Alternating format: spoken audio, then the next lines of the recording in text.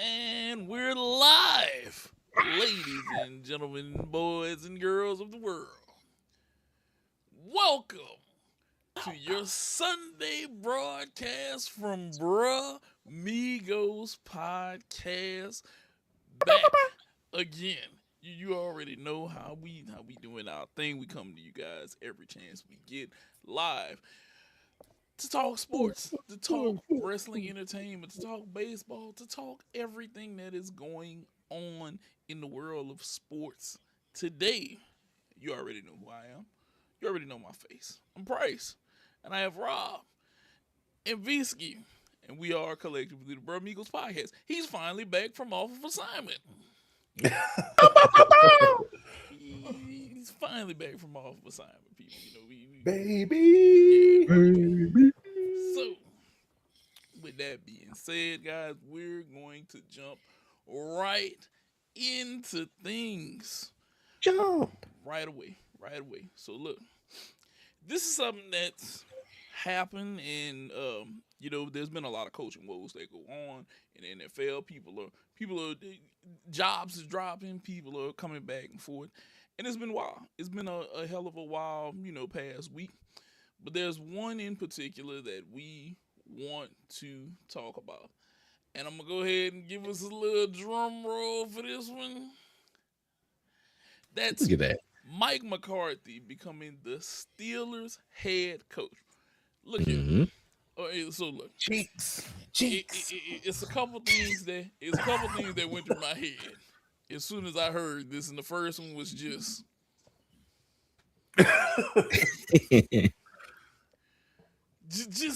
why? Why? Mm-hmm. Just why? Just what was the purpose of this?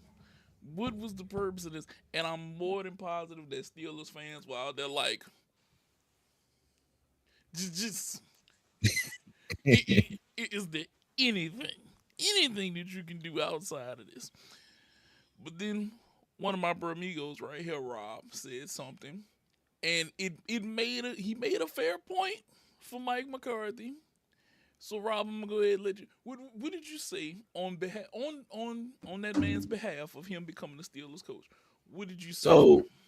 now, granted, I had the same reaction as those sound effects that Nate pulled out when I first heard about it. Yes. But then I actually looked into like what Mike McCarthy is, like what his resume is, and it's not really that bad. And to be honest, it's not too dissimilar to what Mike Tomlin was. So Mike McCarthy, like I went on his Pro Football Reference page, and I'm like, okay, well, what was he as a head coach? So Hmm. 288 games, he was 174 and 112 with two ties. And granted, balloons, and so uh, uh, he wasn't really that. It's a 600 winning percentage. With the Green Bay Packers, he had 618. Granted, a lot of those years had Aaron Rodgers at the helm, but some games he didn't. But also, like he had his time with Dallas Cowboys, and everybody's like, "Oh yeah, he was shit with the Dallas Cowboys." He was 84 and 49. So, which 580, 583 winning percentage ain't bad at all either. Which we had three 12-5 years. So it wasn't a bad coach. And so you're like, okay, well, he was a bad in the playoffs. Throughout his playoff career, he's 11-11. So it's like he's not really like he hasn't really had a bad stretch. Granted, 1-3 with the Cowboys. So that's probably what a lot of people feel is as where that shitty Hmm. comes from. Hmm. But Hmm. it's still to where it's like it's not too dissimilar than what Tomlin was. Tomlin was 8-12 in the playoffs. Granted, he had a better winning percentage because he won every season. He didn't have any kind of bad seat. He didn't have any under 500 seasons, which Mike McCarthy had 4. Hmm. But it's still to where Mike McCarthy had a lot of ups. He had some 15 win seasons. He had a bunch of he had some 13 win seasons, 12 win seasons. He had a lot of upside. So overall, Mike McCarthy might not be a bad head coach. And I think he's very much the same, which it seems like that's what the Steelers want to go for. The problem I have is I think they should have went more splash, kind of similar to what they did with Tomlin. Like Tomlin was the DC for my Minnesota Vikings, Yes, he and he was. was the hot coach. He was a hot defensive coordinator that was out there. I thought they had a chance to basically replicate that with Chris Shula from the Rams because he has had that defense humming the last couple of years, and it's not like they had a ton of names coming into it. Like he helped develop the Kobe Turners and the Cam Kitchens and all these different players that basically are going out and possibly going to be getting money very soon. Granted, they got the Jared Verses and some of these other players, but Right. he's been having that defense hum. Also, he's a legacy, the grandson of Don Shula. Like, why wouldn't you want something like that? But they didn't do that. They wanted to basically go, all the same. It's the comfortable quilt, of playoff defeats, but they just got it in white now. But either way, I didn't think it was that. I thought it was bad. Looked at it, wasn't that bad, but we'll see what happens. Bisky, your old head coach, now Steelers head coach. How do you feel? How do you feel? I'm gonna just go. I got one thing to say. An old native tongue. Better you than me. Better you than me, Steelers. Y'all gonna have them. We didn't have our turn. Good luck. That's a bad. That's bad. Now, whenever Rob painted the picture for me that he wasn't that bad, I still just don't like it. Look, it's people who Granted, agree with us with the clip. Whenever I said you should have been taken whenever you had Mason Rudolph, you should have taken him. What more can like you Rob really say, ask well, for? granted, the resume ain't really that bad if you want to put the numbers, side by side or whatever. But at the end of the day, when it matters most, Mhm. he only got one. Which is what people hated with Tomlin. Like people, Mhm. I don't think people were tired of the winning seasons and even tired of the non-tanking. They were tired of not being good in the playoffs. They were tired of not winning in the playoffs as he hadn't won since like what 2018 in the playoffs, Yeah, some shit like Mhm. that, 2017, 2018. They were tired of that. Like if they were basically not tanking and basically at least having a good like making an AFC championship game here and there, I think they'd Mhm. be fine. Tomlin may or may not still be there because it sounded like he was tired, but it's like they wouldn't have wanted him gone. They probably would Yeah. have like at least pushed for him to get an extension because at least he was close. He hadn't been Yeah. Right. close in so long. okay. I, I'll say this: Steelers, in my personal opinion, I know McCarthy has won. He has good numbers. But whenever I first heard this, I was like, this is strategic tanking right here. This is strategic tanking. That's all it is. We got a quarterback who don't want to know if he wants to be here. We've had a guy who's had a good system in Dallas and couldn't really win, even though he had some good years. Could we Mhm. go out here and strategically tank right now? Just strategically tank.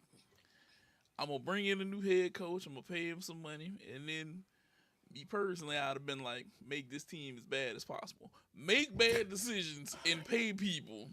Be So back. yes, go be bad because, and this is my point on this. We watch New England go be bad, and where is New England right now? Back in the game, baby. They back. Yeah. Go be bad to be good. That's it. It And ain't worked we out for us too well. look. Just I'm gonna say, Look, yeah, y'all I see the poor Nate y'all, and why y'all that problem, y'all problem that y'all have is totally different. Y'all problem is rooted in somebody who thinks he knows better than the people that he pays. Okay, Oh man. it starts there with him.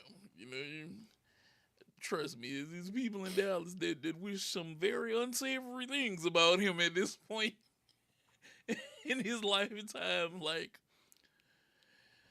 I've seen people say that they hope that he kicks Slay Bucket. Nah, I ain't worried. I ain't wishing that upon him, but look, if you do, Drago to it. yeah, yeah, you know what it is. But it is that's a different thing y'all got going on in Dallas. Yeah, He Mhm. he yeah. he, he don't know what to do. He that loves.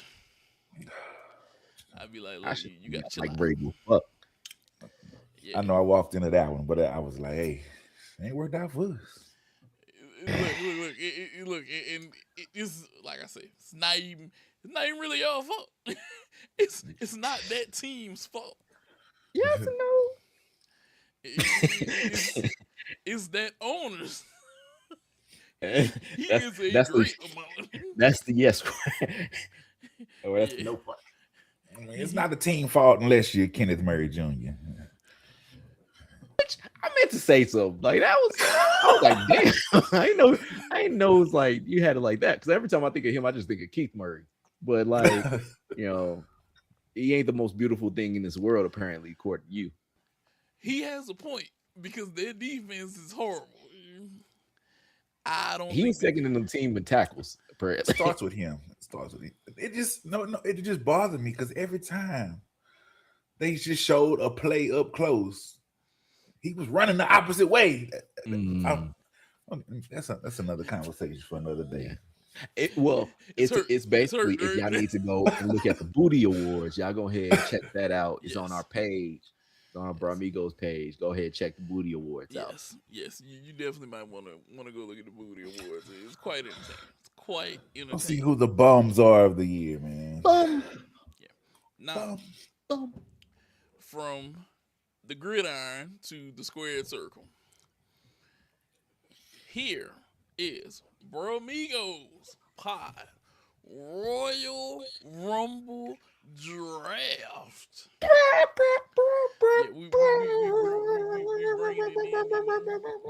we bringing it in. We this year are going to have a Royal Rumble draft. Why? Because we love wrestling. We love wrestling, and we love drafts. Yeah, and we love drafts. I do it every day. So, with our Royal Rumble draft, Rob, go ahead, explain the rules to the people at home, and then we'll begin drafting. All right. So, very simple. So we're going to have a draft. 10 names. We're all going to pick 10 names each. Mm-hmm. So, and this is, not exclusive. This is not exclusive to specific ones. We'll basically say, hey, all either draft. So, or either Royal Rumble. So, men and women, we're going to pick 10 names. So, it could be 3 men, 7 women. It could be 7 women, 3 men. It's just up to basically us to pick who we want.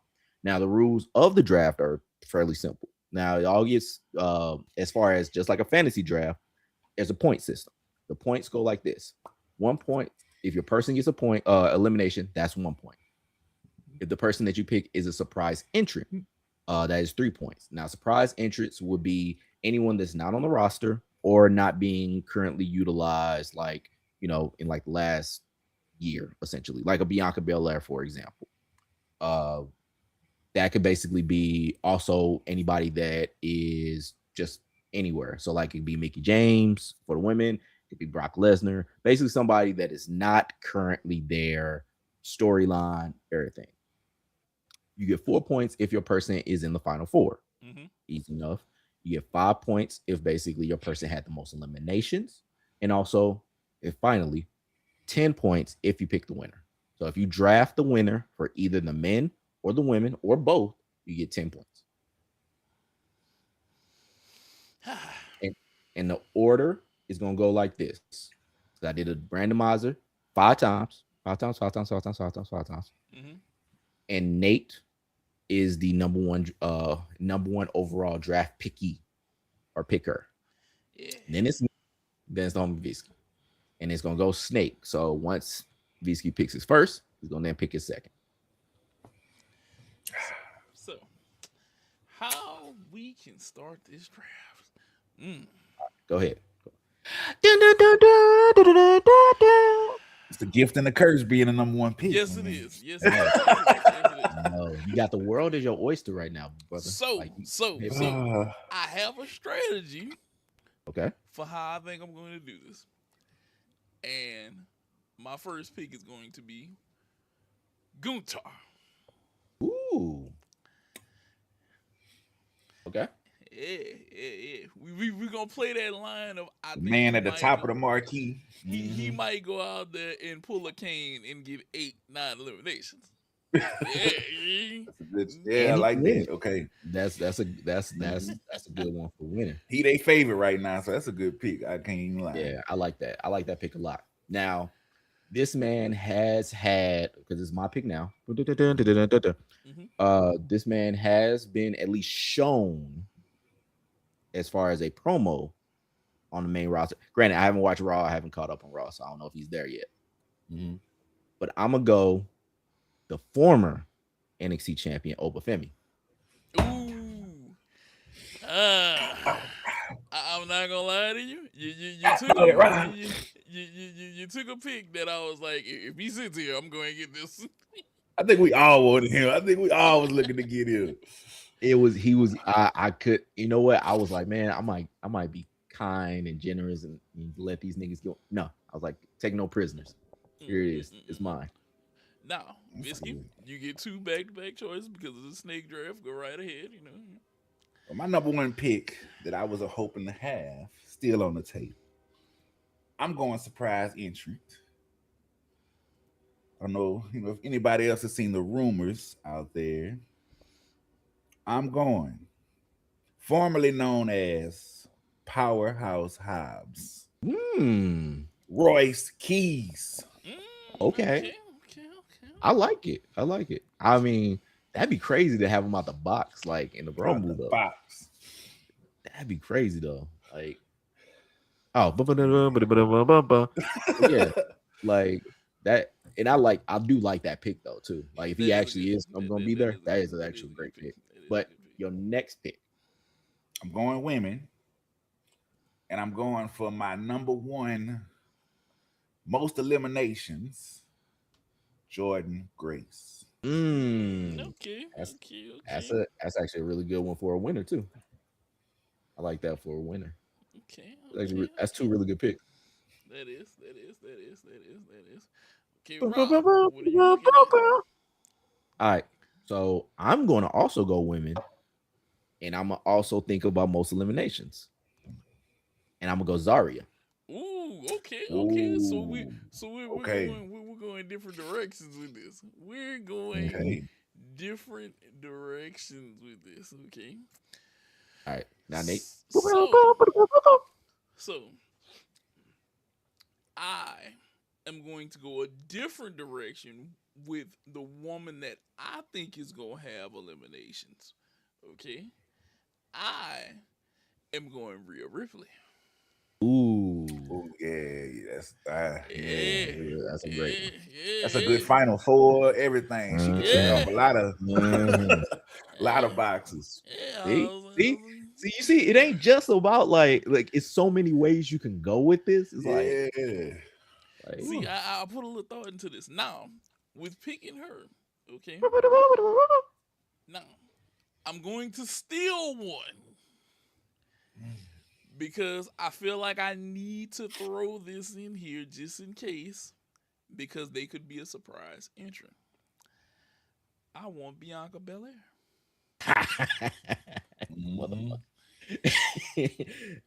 Yeah.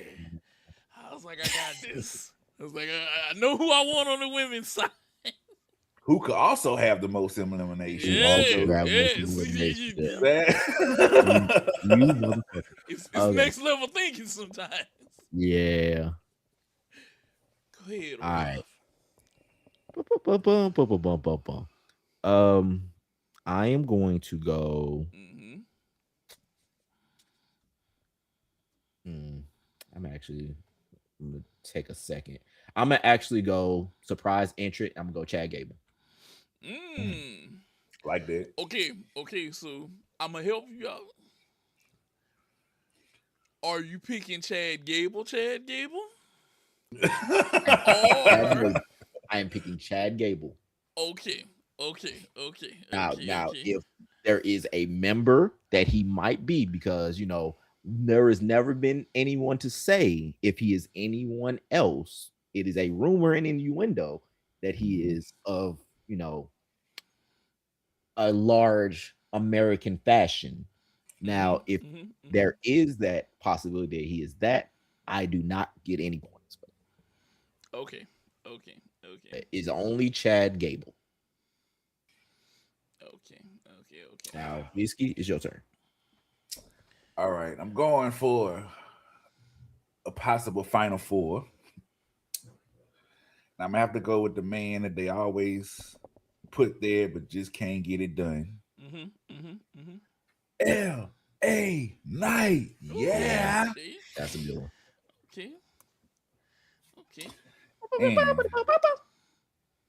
going with another woman. This Mm. time I'm going with a surprise woman, Mm-hmm. Mm-hmm. Mm-hmm. formerly known as Paige Mm-hmm. Soraya. Okay. Okay. You think they gonna actually have her back, or Hey, is she still with? Is she still with AEW? never say never. I don't know. I look at certain things you don't know what's true nowadays. Yeah, It's my just in case. I don't know. yeah. I don't know what's the deal with that. I seen some stuff on the internet. All right, so it's my That's my pick. wild card. Go Mm-hmm. ahead. Mm-hmm. Mm-hmm. All right, I'm going to go with the Samoan werewolf, Jacob Fatu. Oh, all right. All right. Mm-hmm. I feel like that pick is safe but reliable. Yeah, I I think feel like I'm it's thinking safe but eliminations reliable. and possibly Final Four. I don't think he'll be a winner, but I'm gonna go with those two. Okay. Okay. All Okay. right, Nate, Okay. Okay. yours. So first pick, woman. I want to throw this one out there because she has been off TV a while. Mm-hmm. Another one, possible most eliminations. Jade Cargill. As a champ though. Yeah, I can see her still participate. Okay. Yeah, they be needing women too. Yeah, because that's why I think. You think so? Because I mean, they got plenty. They got plenty of women. Well, this Yeah. this is what I'll say. Well, you know what? How about this? No, no, you can lock in Jay Clark. It's up to you. Because I know who my other one for woman with most eliminations. You know what? Let's play let's play the safe woman one. Some people may or may not agree with this. Nia Jax. So is she replacing Jay Yeah, yeah, Cargill yeah. or I'm okay? gonna replace her, and then I'm going to go. I'm going to stay in the Samoan family. Okay, I already know. we're going solo. Oh, I like that. okay. That could be actually a sneaky number of good eliminations. See, I like you that. gotta think. Like I said, next level thinking. Mm-hmm. Guys, No, good Mm-hmm. next no, level that's thinking. legit. All That's right, legit. now it's on you, Rob. All right. So I am going to go surprise entrant and Mm-hmm. somebody that has been talked about as far as being somebody that's going to show up sooner or later. Mm-hmm. Y2J Chris Jericho. I Damn do it! it. I do it. I was trying to hold off. I was trying Ah. to hold Mhm. off. I Rob, was you, trying. you, you taking my list. You making me Look, have to knock names off my list, right? you niggas been taking my list, Mr. Bianca Belair, LA Knight, shit. Like, nah. Fair- it's come up I've in. been waiting. I've been waiting. I was like, I'm gonna try to hold out as long as possible for that one. I was like, hold out, hold out. Well, then I'm have to go for a well-known common Final Four. Mm-hmm. My tribal chief, Mm. That's a good one. Roman Reigns. That's a Okay. good one. Okay. That's a good one. Okay. Okay. Okay. Uh, All right, next trying to game. get my women off the list early. I want to go somebody who I think should be in the title picture, who should have been in the title picture. Who I think they might finally give a chance. Raquel Rodriguez. Mm. Who she is? She does have a title match that night, so Mm. that's actually a good. That's still a good pick because that's one for most eliminations. Now I'm going. I'm going to go a Thickums with as well for my next pick, and I'm gonna go Lash Legend. Okay. Mm. Mm-hmm. Okay. Okay. Okay. Yes. He said last legend. Yeah, okay. Mm. Your turn, homie. couple ways we can do this. Okay, so being the fact that we've covered most of our Samoans here, we've taken a Y2J approach out of things. Cause Sami Zayn is gonna fight McIntyre that night. Right.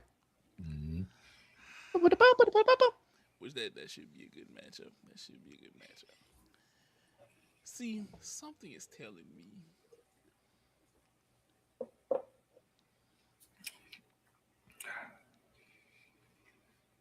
you know what? I'm going to take Cody Rhodes. Okay.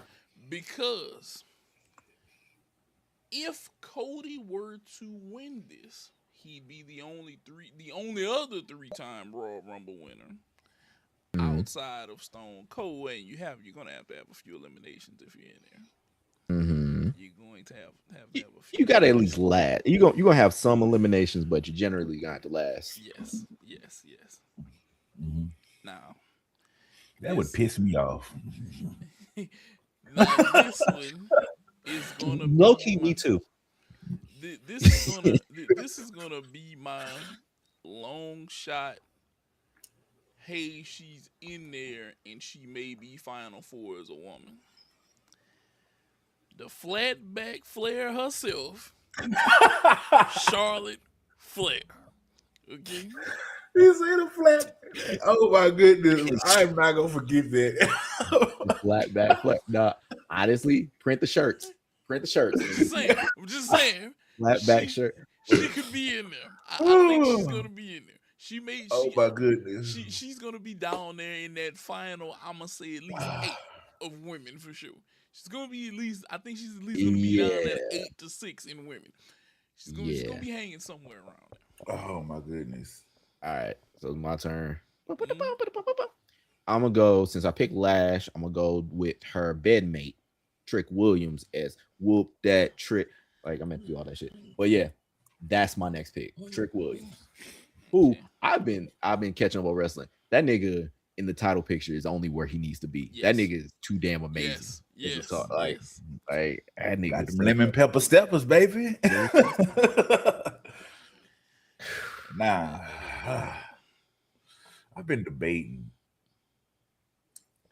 and I want to go with somebody, another surprise, who hasn't really been a former NXT champion, women's one of the women's champions, somebody who hasn't been on NXT for a while that I can see, even though I haven't been really keeping up with NXT. My baby, former NXT North American Women's Champion, Kelani Jordan. Okay.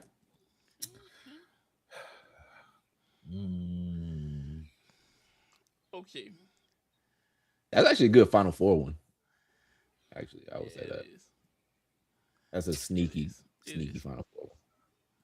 Now, since neither one of y'all really took them, I feel like just because I think he can be a long laster. Awesome.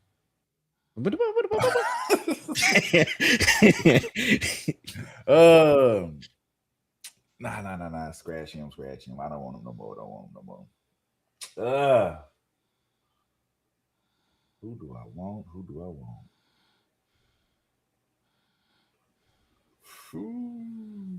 Dang, I'm looking down the roster.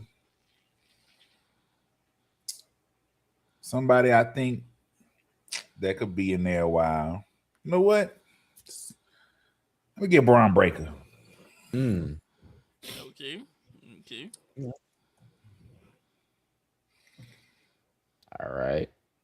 That's a good one. I don't know if it'd be Final Four, but I'll say that's a good one. So it's my turn.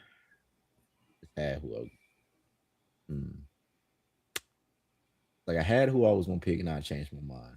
I mean, that's how I was. I was like, nah. It's like, because it's really somebody that, I'm gonna pick him right now. Tyler Tonga.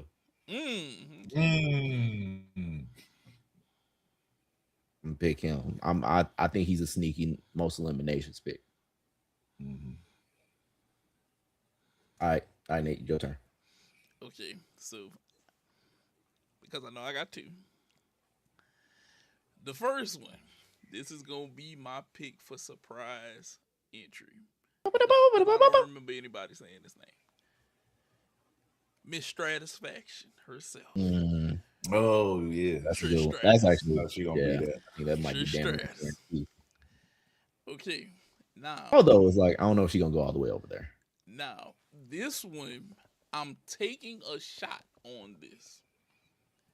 Something tells me that both of them may appear, but this person in particular for sure. Montez Ford. Mm-hmm. I That's feel a like good he one. has to show up. And I think he's gonna have some sort of Trick Williams interaction. How so? Because of whenever you think of them pulling spots, those two would make for a really good spot. They're both very athletic, and there's different things you can do with them. See, part of my strategy whenever I pick Royal Rumble shit is also spots.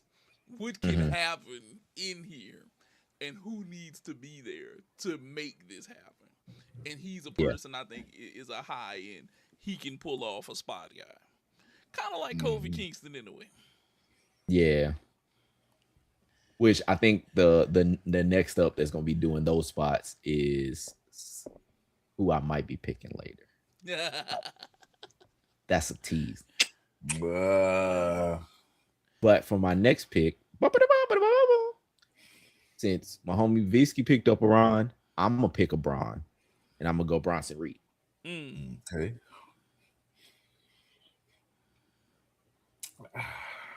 It's my final two, huh? Yep.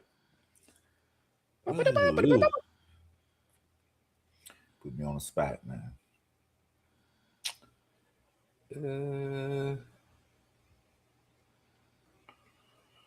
Let's go with. I'm gonna go with another.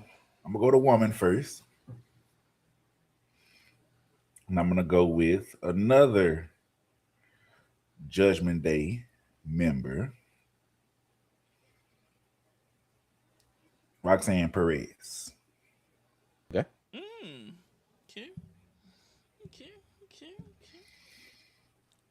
Let's go with Roxanne. And now, my final and 10th pick for my lineup. I skipped out on them earlier. I might as well go.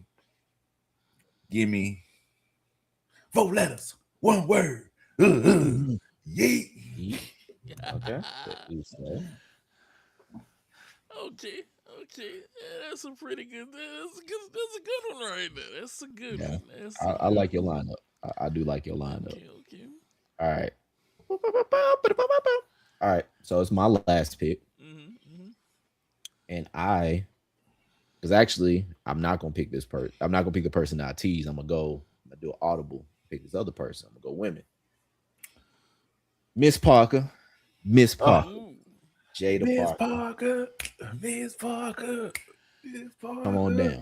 You Miss are the Parker. final contestant on Rob's draft pick. Draft. Board, Miss whatever. Parker. I don't have any more left, huh? I should be Now done. you got one left. I got one. One left. The world is your oyster right now. Now, because I'm not picking anymore, I would say the person I was gonna pick is Javon Evans. That's who I think is gonna be the Kofi Kingston. That started to be one of my picks earlier. That started to be one of my picks earlier. But you still got plenty. You got a huge roster that's actually got some good, I would say, picks left. Javion Evans didn't even cross my mind. I'm trying to make sure. Cause see, Royal Rumble match wise, we do have that. Good one still left. Real good one still left.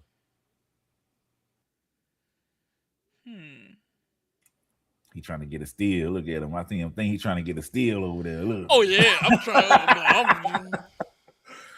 See if Drew versus Sammy wasn't happening, it would be Sammy. Mm-hmm. Okay. You know what? This guy took a hell of a kick the other night. Damian Priest. Ooh. That was like the last one. I was like, yes, that I regret not taking. He took the kick the other night. I can see him being in there. Like I was, because my thing was I was gonna be like, who do y'all? Because my next thing was gonna be who do y'all regret not picking, and that was gonna be like the number one guy. Like when I was looking through the roster, I was like, I should have picked Damian somewhere in there because I think he's a Final Four, and I think he's a most eliminations really good pick for them. Now, if you don't mind, run down the picks for everybody at home. That way, everybody knows who everybody has. Hell yeah! All right, so Nate, your team is Utah, Rhea Ripley, Bianca Belair, Nia Jax, Solo Sikoa, Cody Rhodes, Longback Linda herself, Charlotte Flair, Trish Stratus, Montez Ford, Damian Priest. And we can call a flannel flatback Flair for Flannel purposes. flatback Flair. I couldn't remember which one it was. But my team, Obafemi, Zarya, Chad Gable, Jacob Fatu, Y2J, Lash Legend, Trick Williams, Tyler Tonga, Bronson Reed, Jada Parker. Okay. And run the people down for Bisky. It is Royce Keys, Jordan Grace, LA Knight, Sarah, whatever her name is, Roman Reigns, Raquel Rodriguez, Alani Jordan, Braun Breaker, Roxanne Perez, Jey Uso. I think these are really good lists, honestly. All bullshit aside, these are actually really good lists. And this will be interesting. This will be interesting to watch and see what happens. It really will be, because I want to see how this is gonna work out. Now, I do have a couple regrets. Who do you regret? Yeah, I would say, yeah. Y'all got any regrets? All right, that was a nice steal for Montez Ford. I'm disappointed I ain't think of my Street Profits. Yeah. For the women, because I know they're high on her, So Ruka. I could see high on her. Now I'm kind of looking on the list who I didn't take. So Ruka for the women. Who else I didn't take? For the men.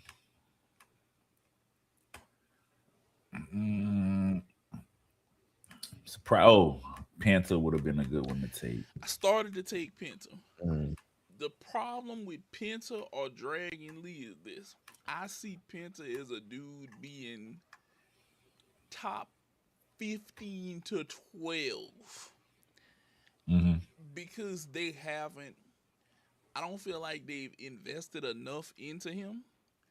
And we don't have, because if we look at the current, I'm going to use the tag Luchador S wrestlers, okay? Dom is not that. Dom differentiates himself from his dad by not being somewhat of a luchador, you know? He does have some high-flying moves, but he has a very solid ground game. He really is more like Eddie, you know? He really is more like Eddie, because Eddie had a very, very, very good sound technical ground game. I can never see Penta winning it because he isn't Rey Mysterio-esque enough. And I think if we were going to have a guy from that sort of lineage winning, it's going to be like a Dom, you know, which is probably one of my regrets.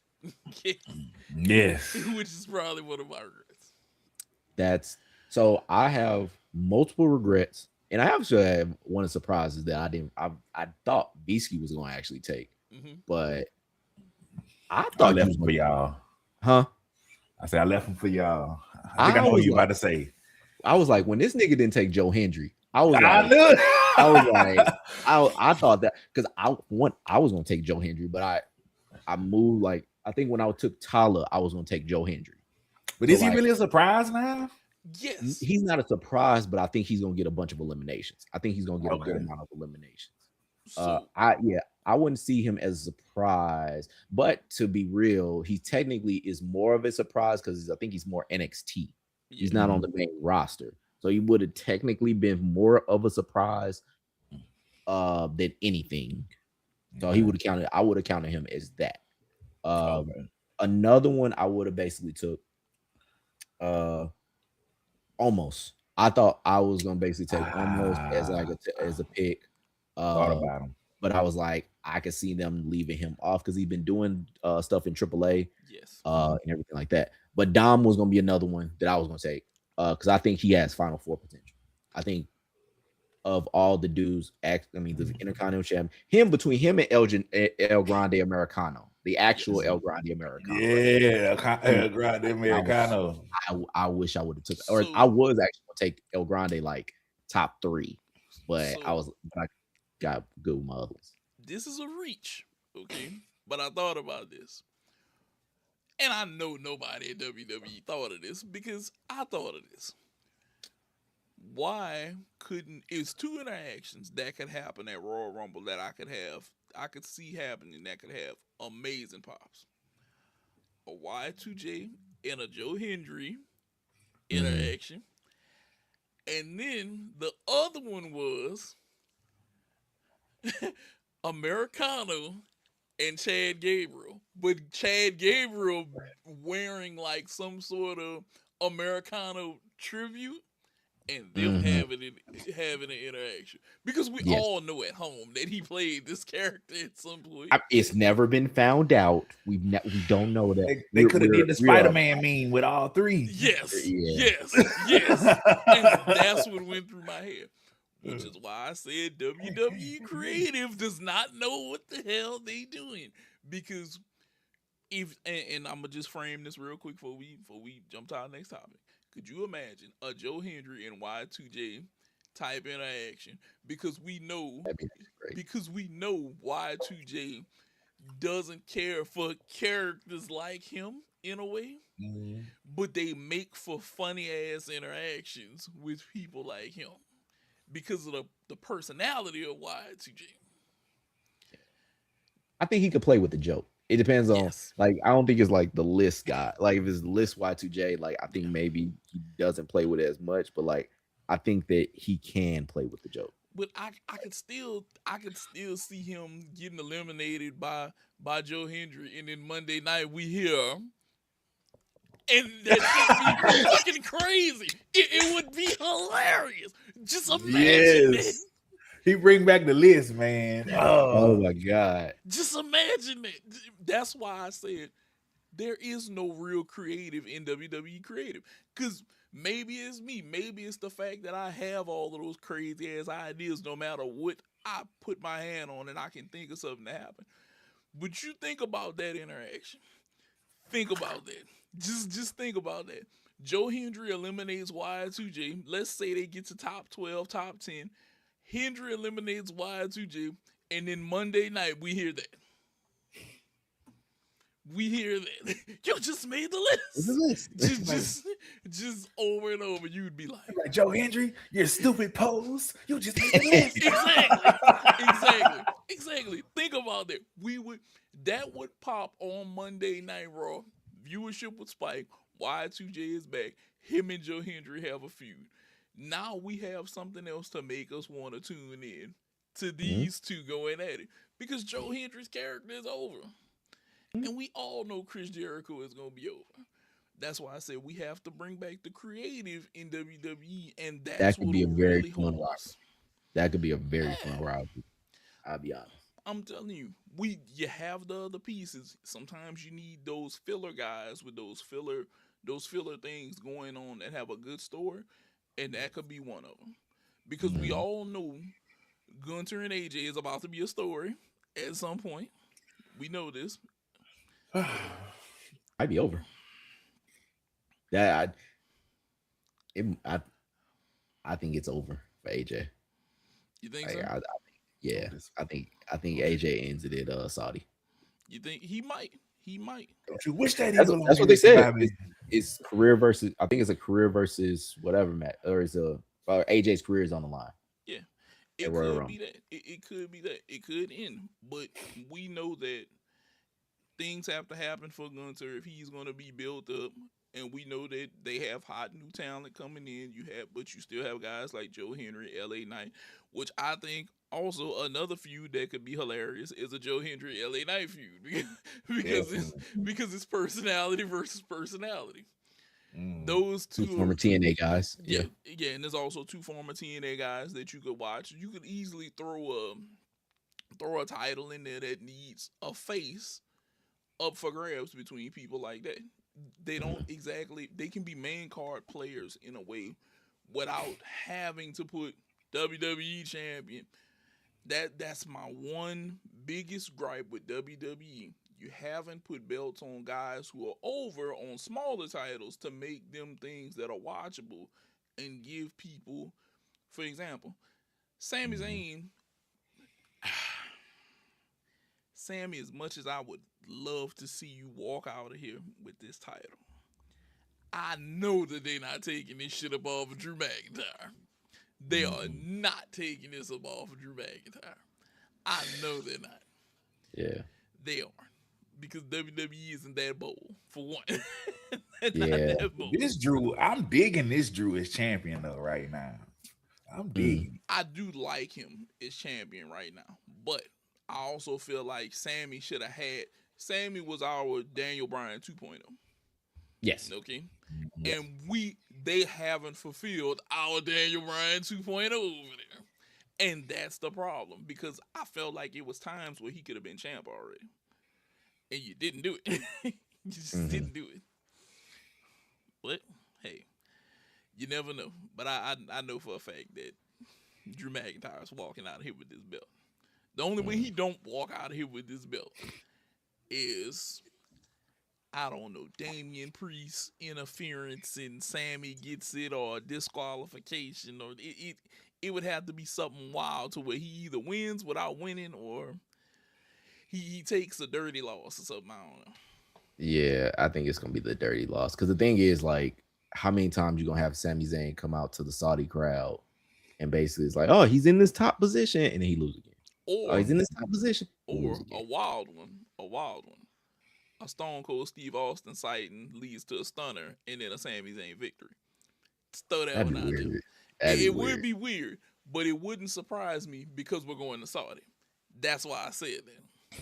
Saying Stone Cold, Saudi Cold, Steve Austin Yeah, on his money. whenever you involve Saudi Arabia in WWE, you have to reach up into the air and look and say, I'm going to pull the most random thing out of that today and throw it in this. That's the best way I look at it. Nothing is out of bounds. It's like whenever you played them kids who weren't that good at whatever sport y'all playing, and they just opened up all the rules for everything to happen. Mm-hmm. That's how I feel it is whenever you go to Saudi Arabia. Anything is in play. There is no out Yeah. of bounds. There is no travel. There is no walk. It is what it is at this point. If they start listening to Road Dogg more often, because on the real, they let it be known they be shooting Road Dogg ideas down, and I'd be like, that's what they should have went with. And who else but a creative person that you guys shoot down all the goddamn time? You shoot down a mastermind for goddamn a person who barely knows anything. They can barely cook a Martha Stewart meal. That's the person who you listen to. I'd be like, look, man, y'all shooting the good ideas down for these ass ones. Yeah. And that's a huge that's like a huge freaking problem. Now, I just want us to switch gears, WWE to MLB. There's a couple things that happen in the MLB, a couple signings that I know people that we have to talk about. Okay, so Rob, the first one, and I know that you have to look because I want you to rate this after we talk about this. The Mets trading for Robert Jr. and Freddie Peralta. How does this shift them at this point? It makes them, to me, in my mind, and this is going to be very salacious, Mm-hmm. the favorite in the NL. So This is that big of a and move. this is why The I asked you favorite? this. This Yes. is why I asked you this. Well, Rob, Visky, you got to look at this. They picked up a pitcher that is very, very high end. And I'm gonna be honest with you. Before the Kyle Tucker move, okay, I remember thinking, what else can be done that hasn't been done for high end like for high end teams that could possibly be done. Okay. And because clearly the Dodgers didn't need Tucker. I thought that they might go bullpen, to be honest with you. I thought that they were gonna go bullpen and they might make a move at a pitcher. But you think that this pushes them to be the favorite now? Yes. Like this. And, Go ahead. and Tell me why. let me say why. So this Mets offseason, quiet as it's kept, because I think that there's been talks about, the Mets and how they hadn't done anything with all the money that they got with Steve Cohen and everything like that. But here's some of the names that they've added in this offseason. When you talk about bullpen, Devin Williams from, Right. The Lou. That's your boy. thank you, Florissant, but Florissant, that's a whole nother thing. That's a whole nother podcast. But they've added Luke Weaver, former Cardinal. Mm-hmm.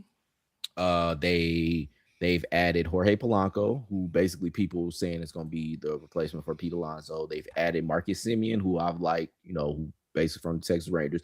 Bo Bichette, who basically going to play third because Francisco Lindor. Mm-hmm. And like you said, Luis Robert, who basically had been tolling away for the White Sox. Granted, he's had injury issues and stuff like that, but a guy that former all-star, guy that was looked as a blue chip for the last few years that people and like, save that man from the White Sox. And so now he's basically gone. And Freddie Peralta, who is one of the only Brewers that I've actually liked over the past 25 years. And so a lot of moves that basically has been made to make this team not only the team that could win the NL East, but a team that basically can win the NL. Yes. I think that this makes them a very formidable team. They have a lot of depth in their bullpen still with Minter, and they added Brazabon, and they got Luis Garcia. That rotation that basically now has Nolan McLean, who is one of the top prospects in all of baseball. I think they had him as he's the top pitching prospect in all of baseball, and basically is set to become part of their rotation. They still got Mania, still got Cody Senga, got Jonah Tong, who is another guy who basically I think he was on the prospect list this year, but had been on it before. Clay Holm. Like, they still have a lot of good parts of this team. Mark Vientos, who I think can have a bounce back year, who I know I said was going to be a 30-30 guy. Look, that was AI Rob. Don't worry about him. But like a guy that basically is going to be set to be really good in this lineup. I think the Mets really got something that they can basically win the National League with. And I think this trade basically, or these two trades really, can push them to basically be the overtaker of the Dodgers, who, granted, 2 years in a row and adding Edwin Diaz and Kyle Tucker, can still like be susceptible to losses. Okay. I'm about to trigger you right now, Visky. I'm letting you know right now. What I'm about to say is about to trigger you. They just helped bury your Braves a little bit more. Thank God. Okay. Somebody has to. And and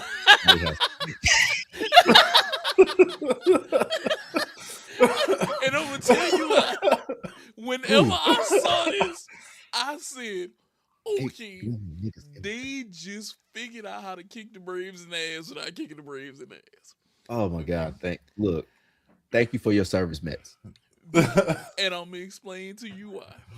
Whenever we look at what happened last year, it was Philly, Milwaukee, the Cubs, the Reds, Dodgers, Padres.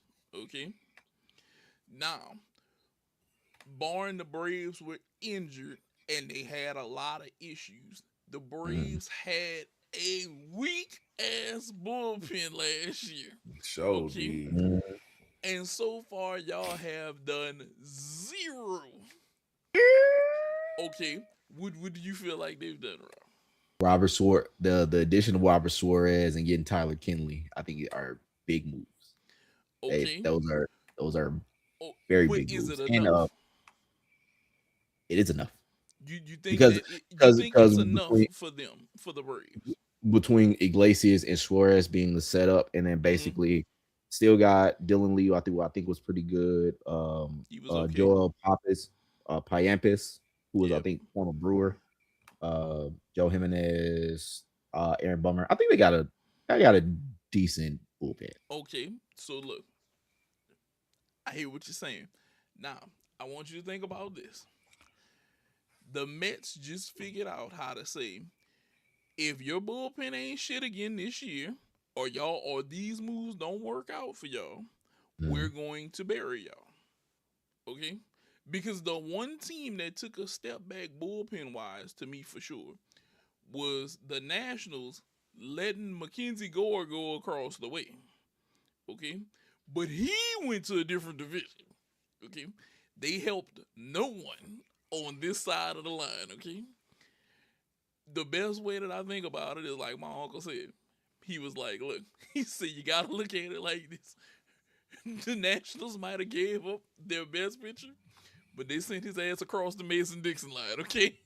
They Yeah, made sure that we don't have to deal with him like that, okay? and they got a haul for him too. Yes, they did. They got a hell of a haul for him, but it was a hell of a haul, and it's only one team was worse than them. Mhm. Fucking Rockies. Okay, let's be real. Fish gotta fly, birds gotta swim. The Rockies gonna be the Rockies. They gonna be at the bottom of the barrel. Okay, it just is what it is at this point in life for them. That's how I put it whenever I think about them. Fish gotta fly, birds gotta swim with them. That's it. Braves got to suck. He said it. He said it, man. I said, He said it. He said it. I'll put in Google Translate said in Spanish. I'm gonna tell you right. Mhm. Just because your Cardinals Go ahead, speak. ain't gonna ever amount to shit ever again. Ever. Ever Mm, again. that's a callback. You know, don't come for my Braves. But I'ma still, regrettably, I'ma steal words from Uncle Shannon Sharp. That's fine and dandy what all y'all saying about the Mets. Regrettably, Dodgers in 5. Could the Dodgers still could I'm reign going king? Dodgers 120 this year. God damn it. Yeah, nah. Let's, I au will contraire, my nigga. I know I'm reaching, but damn. I I will say this: they are reaching. creeping near a hundred win team for sure. They might be this might be 100 win year. I mean, but they was talking about them niggas winning like what 105 or like 110, 115 or some shit like that, and they won 93 games. Like Yeah, this is a susceptible team, yes it sort of. is. Like they get a lot of injuries, but they got a lot of like depth. Because I mean, they got like I think they had 5 players on the top 100 prospects and Hmm. everything like that. Like they have depth and they have just overall like talent. But the thing about it is, it's kind of similar like with the Chiefs. Whereas like you have this team that has been going deep in the playoffs for for a good amount of years, granted because of their success, but it's like the bubble got to pop.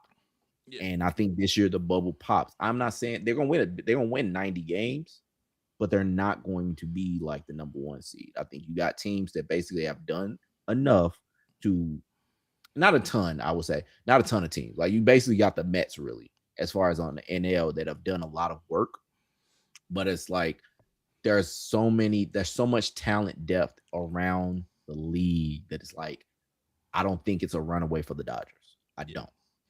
Okay. Now the other pick, the other trade that I really like that I want to talk about is the Gore to the Rangers trade makes the Rangers a little bit less of a boat race team. And to say that they were a boat Mhm. race team in that division and won 80 something games last year, they have a guy he's a lefty and he can go out here and get shit done. Because I can tell you now, I took Mackenzie Gore quite sometimes on MLB props for strikeout, and he went and got it done. Okay, no matter who it was, he got it done. Them adding a guy of that caliber in it just look. I just gotta say this. I don't think that I'm not gonna say we. I don't think people appreciate how loaded it is if you have one of those American League teams in your backyard. Like I outside of the White Sox, okay, outside of the White Sox, and then maybe I'll say the Angels because I'm kind of high up on the Athletics because that's a young team, and and I maybe mess the with them. Twins, and maybe the Twins because I feel like the Twins are still trying to figure shit out, but they have some pieces on there. But outside of those two teams, it's a lot of good talent in the American League. And it's a lot of good teams to go and watch in the American League, hands down. But the Rangers adding a guy after them going 500 last year, they went perfect 81-81. I could see him pushing them towards 85, 86, 87 with a guy like that. Hell, they might close in up on that 90 mark like Seattle. They might push that direction and get close because I don't think people realize AL West was freaking tight, dog. Look, you needed to be 80. Seattle came out with 90. Houston was behind him 87. The Rangers were 81-81. Athletics, like I said, young team, got time to improve, 76 wins. And the Angels are maybe not floating as much as they like to with 72 wins. It's pretty tight. You had 70 wins or better in all of the American League outside of the White Sox, which they just took one of their better hitters, left and went away. And I'll say this, speaking up on that trade with the Mets. The Mets just got another guy that can hit and he can put pressure on you. Whenever like Luis Roberts is healthy, you gotta look at him and say, okay, they got a big bad in Soto. This guy can get crazy hot and be right there. It's gonna be an interesting year this year in baseball. Oh yeah. It's gonna be another one of them interesting years. And I also say this: Cleveland, you need to make some moves. Okay, you did get Jose Ramirez an extension, Right. but you still need to make some more moves. Okay. That rotation. Yeah. Because here's something. You don't want him to ever say, I don't want to be here. Because I'm going to be honest with you. And Rob, this is just, in all honesty. His goddamn team seems like a team that Jose Ramirez would want to play on. Okay? I could see him wanting to be a Brave and the Braves saying, come on through. Replacing Austin Riley? Yeah. Yeah. I mean, yes, I would rather have Jose than a lot of people in the league, but like they gonna do that just to supplant him though? A switch hitter? I mean, granted, like Switch I don't hitters know if are good though. Yeah. Switch hitters do come in handy. No, I'm not saying that. I'm not saying okay. I don't think that they would from an emotional standpoint versus like an actual like operational standpoint. I think that yes, is Jose Ramirez better than Austin Riley? Oh hell yeah. But I think that they build up so much goodwill with Austin Riley that I think that they wouldn't do that. I think that's one of those kind of things like because okay, so like think of it like with your team, Nate, with the Red Sox. Rafael Devers, granted, he got more into his feelings than what we felt like he should have. He pulled the but it's still to the point of he put in a lot of work with that team and basically was supplanted by a guy who, yes, fellow all-star, better defensive third baseman. But as far as like from an emotional standpoint, it's like, damn, dog, like I am here. I've been with you. I came up through your system. You gonna basically throw me out for this nigga, even though he's better than me?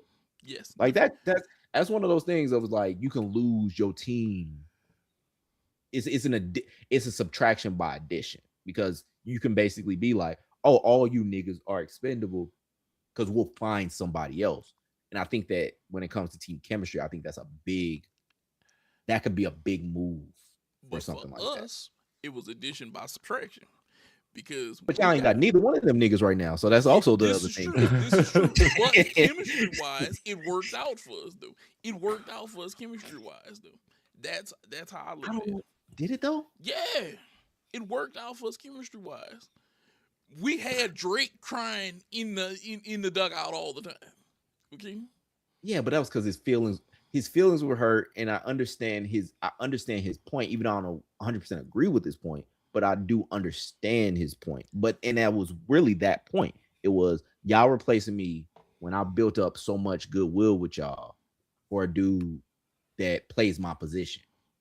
He took the slight, but it was just like I understood why he took the slight.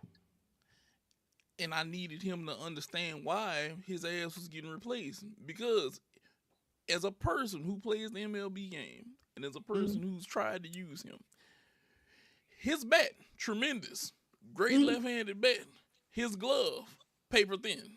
Yeah, doesn't do you any good over there at third base. Yeah. I can tell you, I was this close to throwing a remote one night because I forgot I had him out there at third base. And they hit one right at him. And it went right past him. And I was like, this is why your ass got traded. This is why your ass got traded. Because you can't do shit for me over there at third base. And this is why you had to go. Now, granted, Bregman left us. It was a shot that we had to take, though. It was a shot that we had to take. We got defensively better. And we made the playoffs. Okay? We made the playoffs. I don't think defensively we were going to make the playoffs with him. You know, that's just my opinion. I don't think it was happening. I just highly doubt it. And then, in retrospect, what did he really do for San Francisco? I mean, it's still early, but no, you're right. Gotta give it a chance, man. Nah, he's gonna cry tears to Marvin's room over there on the West Coast. Stay his ass over there right now. And the funny thing is, I don't want to keep on the point, but and we can cop it off it. But the funny thing is, though, he probably gonna lose his spot because they go probably get Bryce Eldridge as the first baseman, so he gonna basically be back at DH. Yes, he's not gonna play in the field because Chapman's gonna be right there at third, so like he ain't gonna play third. I don't know what is up with him I think he has an ego issue with him wanting to prove that he can play on the field. Just go be a bat. People get paid to be bats today. It's a bunch of guys I know back in the day would have loved to have been a bat. I know Frank Thomas loved that shit. Frank Thomas loved being a bat. Hey, they love me hitting the ball. That's what if I was him, I'd show dedication to being a bat. I'd be in the batting cage 24/7. Whenever you see me at practice, I'm doing my thing. I'm in the batting cage. Look, this is what you need me to do. I'm gonna be the goddamn best hitter that I can be for this team. And that's the reality. He gonna have that pride. He gonna want to get out there in the field, though, man. Yeah. And J. Cole said pride is the devil. I think he got a hold on him. Okay, he needs to let that hold go. Let that shit go, my brother. He needs to let this go, bro. He needs to let this go immediately. Now, I do want us to switch gears and let it go before I think about kicking him in his ass. From the baseball diamond to the gridiron, and before we get into what we talking about, I just want to throw this out there that the Broncos are up right now on New England with Jarrett Stidham, and he has thrown a touchdown. I don't know if y'all paid attention to that. Yeah, people thought throwing a touchdown. It's gonna be boring. It's like the game started already. Yeah. I thought it was later. It started at 2:00 y'all time. Yeah, and he's actually marching right now. They marching. It's 3rd and 3 right now. He might get another one. People forget Stidham debuted and threw for like 365 and a couple touchdowns. People forget that. He's not a total. He's not goddamn. He ain't a bum. Yeah, he is not a bum out there. And I think New England has been lulled into that trap now. I think that they thought that this might be, free real estate. And it ain't what you thought it was going to be. Yeah. Because let's see how this works out for him right now. Look, all I'm going to say is he pushed that 3rd and 3, and he's marching again. They're on. It's 3rd and 7 on New England's 20, so they might want to be careful. Yeah. Let me go grab my remote. Yeah, they might want to be careful with this. Look at him. Look at him. Mm-mm-mm-mm. But back to that. But back to the NFL. Yeah, back to the NFL. What do you guys think about the NFL wanting this 18 games? Like, as fans, how do we really feel about this 18 games? Granted, some of the injuries that we saw this year, some of the guys like just going through things. How do we actually feel about that? You know, how do we actually feel about what's happened this year? I was gonna have Visky go first, but I'll go first. Yeah, I don't know what happened to him. He Yeah. went black, so I don't know. Fade to black. But There you go. He back now. I just went to grab my remote, man. You know, I ain't want to Okay. be looking at a blank area. Yeah. I mean, it's all good. Okay. But no, did you want to go Question? first, or you want me to go first? Yeah. You can go first. All right. Yeah. So I would say for me, the NFL is trying to kill itself. And I think that we really need to basically like put them niggas on suicide watch, because we see that these niggas, like, we keep talking about how some of these teams basically have a lot of injury. Like they were talking about with San Francisco and like the energy plan or whatever. Like, no, it's a lot of football. When you add more football and you have these people playing too much football, these injuries are gonna keep happening. And the thing is, we are still watching, you know, even though the injuries happen. But it's like, think about how much shit people was talking about the Broncos with Jarrett Stidham as being a starter. Granted, injuries happen, but like when you keep on having injuries to, I mean, Bo Nix is kind of a star now, but like you have injuries to like the starters on these different teams because you having them playing more football, and especially when you're trying to eliminate the preseason. So now you have them playing even more snaps, even more this and everything like that. Like you trying to basically kill your own dope. Like we don't need an 18-game season. We don't need a fucking season that lasts past the All-Star break in the NBA. Like it was nice when it's just like, all right, we got 16 games and we just do it like that. Granted, there was a push for 17, and it was like, okay, 17 is cool, but like it don't really add anything. Like I don't think we're better off with more football. Like I think football is cool, but football needs to be missed. And I think that you need to save some of your cats and save some of your players from all these games, because it's like they don't need to be taking these many snaps, dog. Like it's a contact sport and it's a lot of soft tissue injuries because you niggas also aren't paying for the good turf either. Yes. So it's like, I think they need to basically pull back, or if they basically, I would say for the players, if they say 18 games, tell them we need pensions. Give us pensions. Like you need to basically look at our long-term like shit. If basically you trying to screw us over like this. What about you, Bisky? What do you think for this? Where do we go with this now? Yeah, because honestly, to me, the 17-game season is pointless. Like, you used to add in one game just for the hell of it. Like, it's a lot more injuries. And for some reason, just in sports in general, it's a lot more injuries in sports these days. But yeah, it's shooting itself with a lot of things. A lot of the arguments over the whole catch rules, and it's some of the rules they implement is just not making sense, you know. And that's what it's making it hard for people to watch. A lot of times they feel like the refs getting involved. Hell, at this point, I think the refs don't even know what the hell a catch is. You know, like sometimes you hear me when I hear those explanations, they just be like, man, just go with it. just go. Look, they be freestyling on the field. I don't care what nobody says. I don't, because I promise you, whenever we get to pull in textbook definitions of some of these rules, that is not what the hell they do out there. Because from pass interference, all that. We literally saw the same catch twice in the same day, and one was a catch and one was an interception. And it's like, okay, sooner or later we need to get this referee conference going, and we all need to come to an agreement of what's a catch and what's not a catch. Because Dez Bryant is at home going crazy whenever shit like this happens. I guarantee it. The Dez caught it. Yeah. Because if we ever Dez caught it 2.0. Yeah, if we ever look back on it, the rules say Dez caught it. They say he didn't catch it.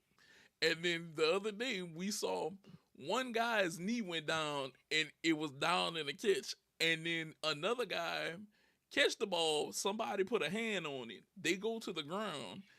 Technically the man's knee is down, but this was an interception because some kind of way, shape, or form he got the ball from him. No, you talking about the Brandon Cooks catch or the Brandon Cooks play? The other day, yeah, Him versus Nah, Devontae Adams.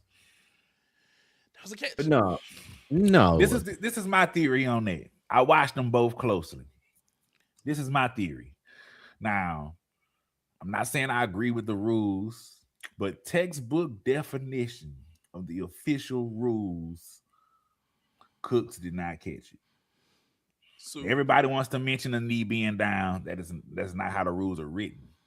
okay, what are your interpretations of the rules for that one? So, like, all right. So I looked it up. When I seen all the arguments, I had to look it up myself. There has to be 3 stipulations met for a catch. Okay. He has to possess the ball, Mm-hmm. 2 feet or a body part lands in bounds, Mm-hmm. and he either has to make a football move, or if he's falling to the ground, has to maintain control throughout the whole full process. Okay.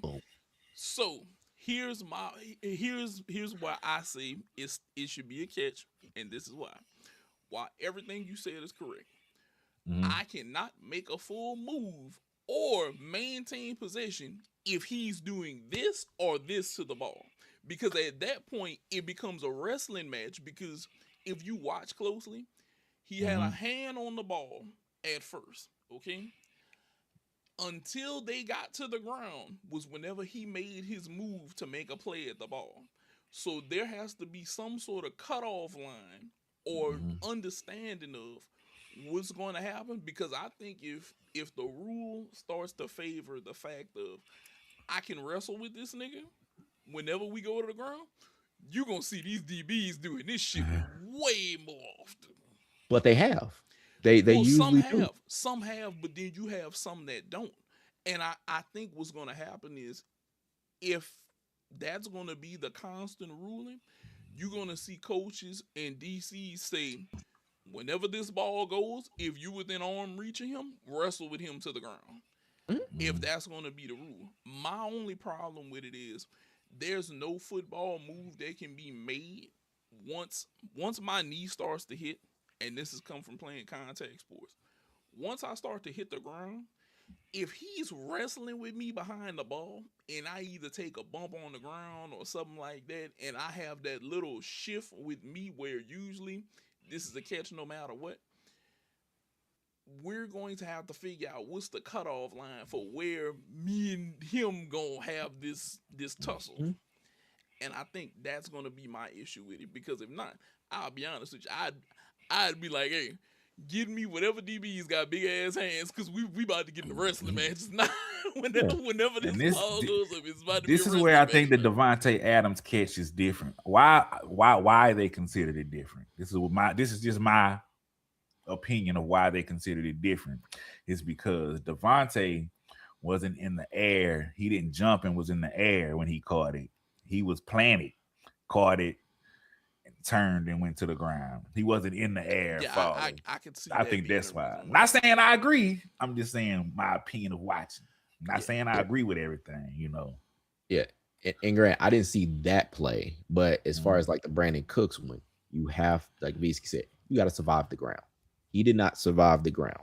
And I think when the ball popped up and it basically went into McLaughlin's hands or whatever his name, the number 29 from Broncos' hands, it was like, yeah, it's just because he went to the ground, he has to survive the ground with possession of the ball. Period. And it can't move and it can't do anything else. If it moves, then it's up for grabs, damn near. But nah, that's why I was like, nah, it's not a catch. Like saying it is a catch is like, no, just because you go to, if it was college, maybe, because usually the play ends once basically that person hits the ground. Yeah. But even then, Like, oh, they have to survive the ground to an extent. like if you look at Devontae Adams, I think they consider his a football move because he wasn't jumping to catch it. He caught it, turned, and hit the ground. Mm. They consider that a football move.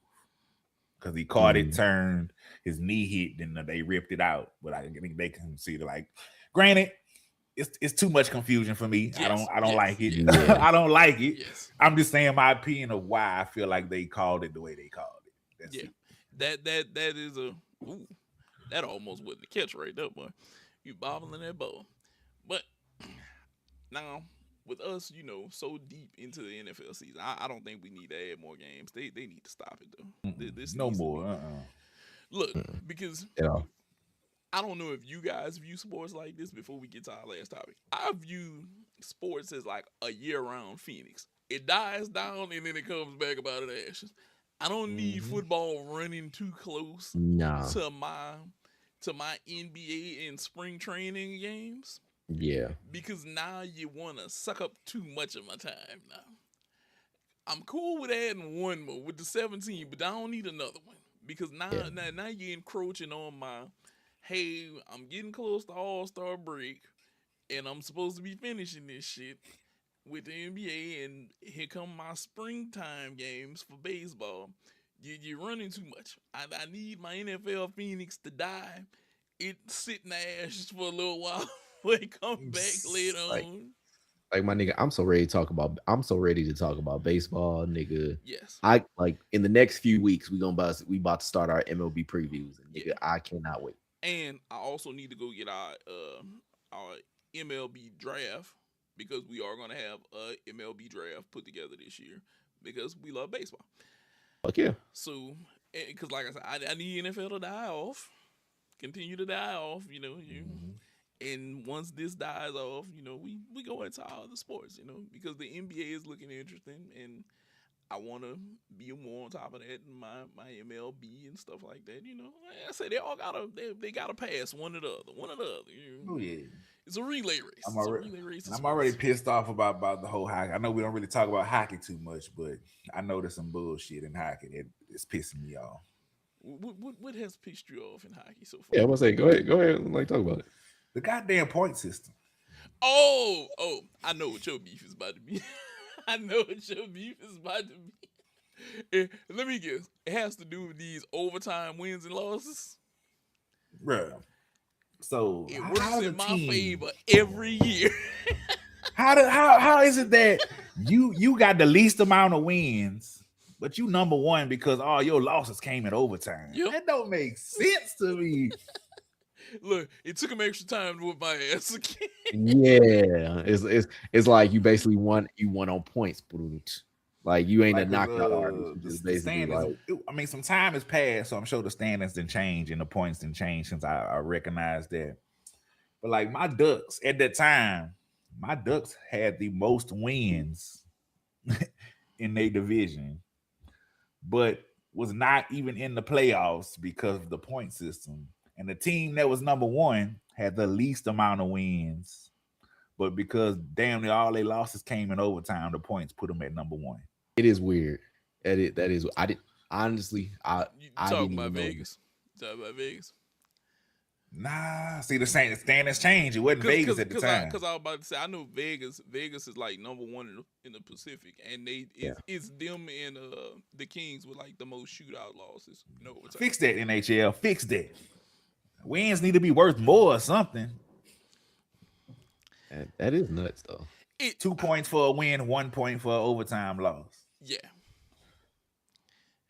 Like I said, it works in my favor every year whenever I pick shit in the NFL, in the NHL. It works in my favor every year because I know the teams that are gonna hang in there and make shit shootouts, and by that alone, I can kind of say, okay, they're gonna pan out somewhere up here whenever these points get done. I just gotta make it to the shootout. That's it. Who can make the most? That is crazy. Like they have.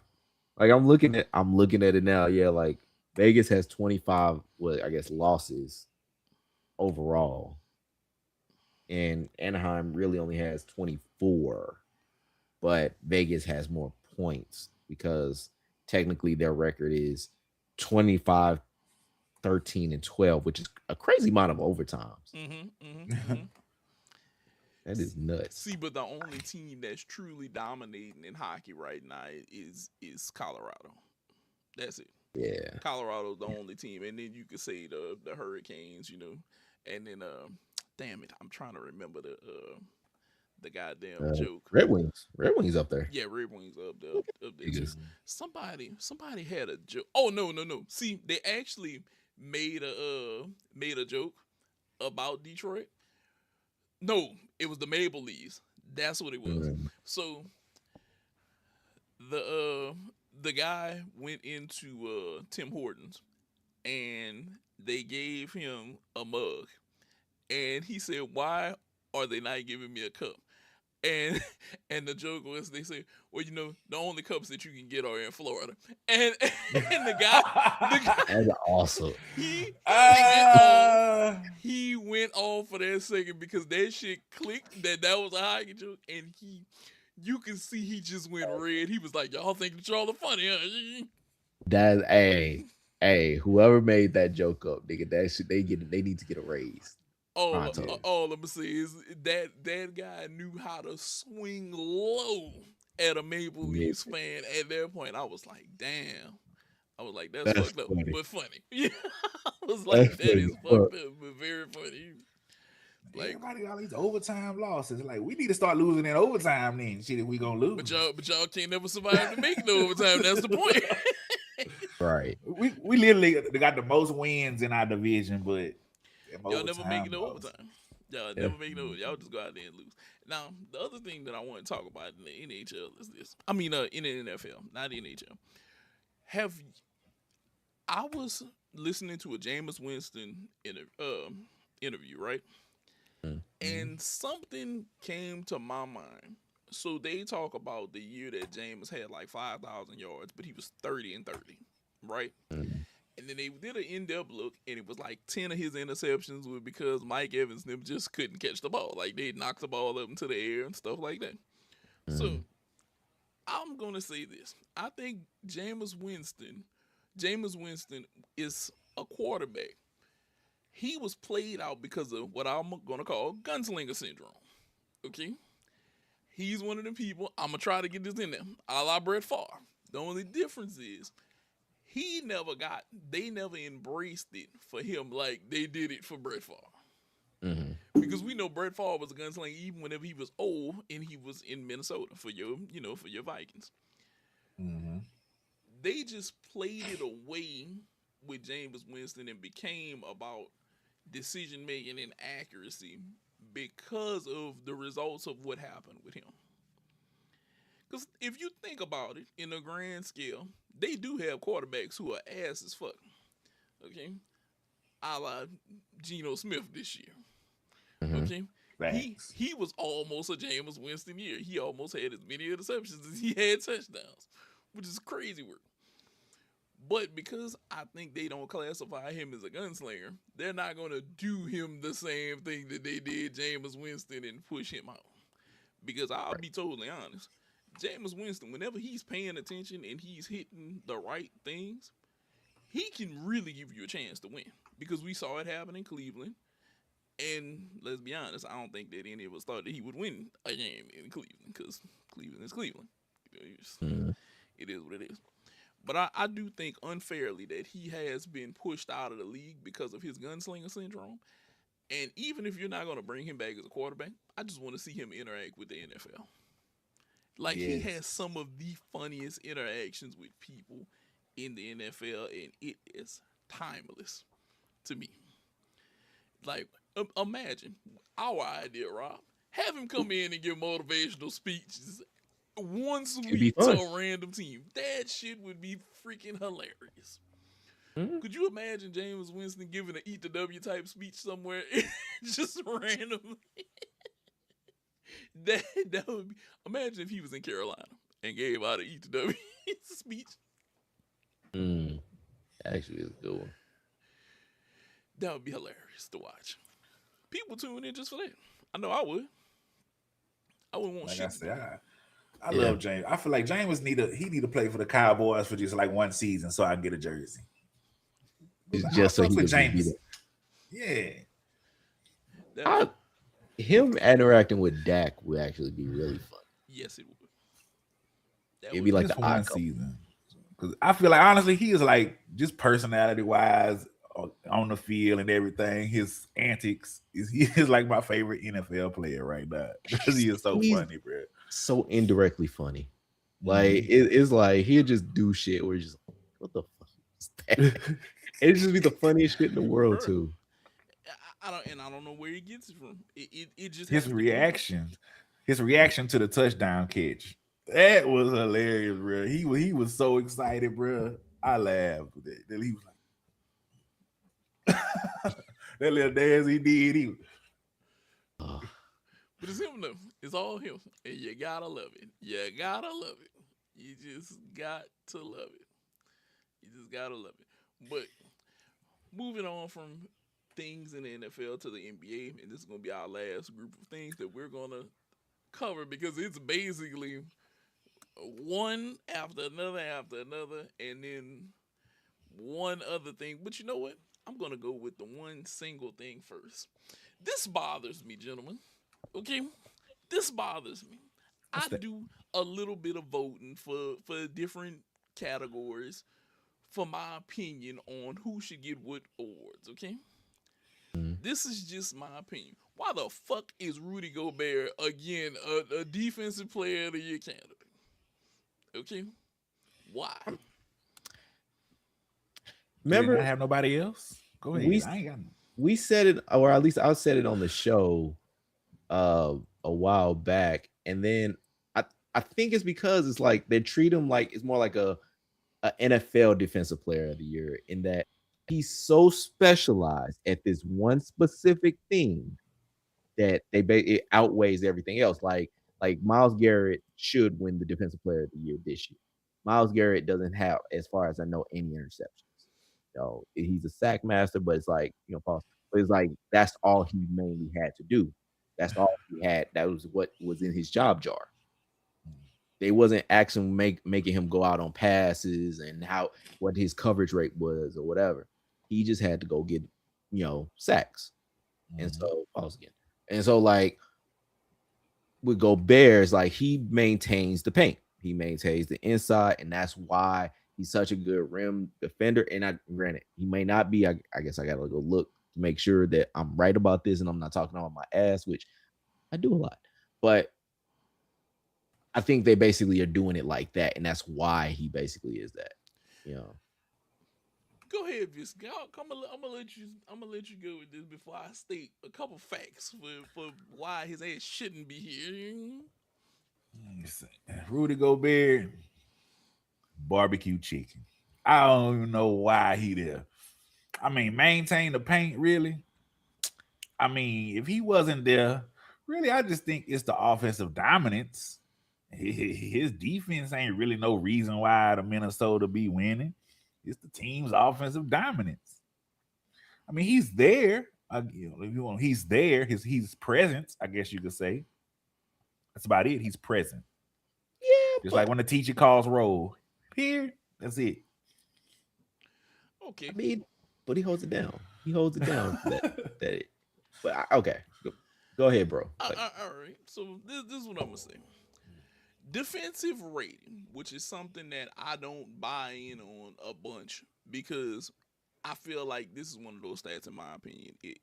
It sways certain metrics that are there and not there at the same time.